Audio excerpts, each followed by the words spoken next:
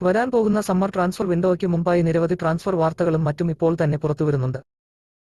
ISLലെ ഒട്ടുമിക്ക ടീമുകളും അടുത്ത സീസൺ മുന്നോടിയായി നീക്കങ്ങൾ തുടങ്ങി.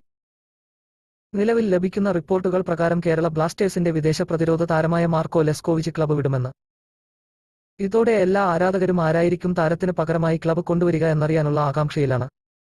ഇപ്പോൾ ഇതിനോട് ബന്ധപ്പെട്ടൊരു അപ്ഡേറ്റ് വന്നിട്ടുണ്ട്. ലഭിക്കുന്ന റിപ്പോർട്ടുകൾ പ്രകാരം സ്കോട്ടിഷ് പ്രതിരോധ താരം ടോം ആൽഡ്രഡിനെ സ്വന്തമാക്കാനായുള്ള ശ്രമങ്ങളാണ് കേരള ബ്ലാസ്റ്റേഴ്സ്. നിലവിൽ ഓസ്ട്രേലിയൻ ക്ലബ്ബായ ബ്രിസ്ബെൻ റോറിന് വേണ്ടിയാണ് താരം കളിക്കുന്നത്. അതോടൊപ്പം ബ്രിസ്ബെൻ റോറിന്റെ ക്യാപ്റ്റൻ കൂടിയാണ് താരം. ബ്ലാസ്റ്റേഴ്സിന് പുറമെ ലീഗ് ക്ലബ്ബായ വെസ്റ്റേൺ സിഡ്നി വാണ്ടറേഴ്സും തരത്തിനായി രംഗത്തുണ്ട്. സ്കോട്ടിഷ് അണ്ടർ-19 നാഷണൽ ടീമിന്റെ താരം കൂടിയായിരുന്നു ആൽഡ്രഡ്.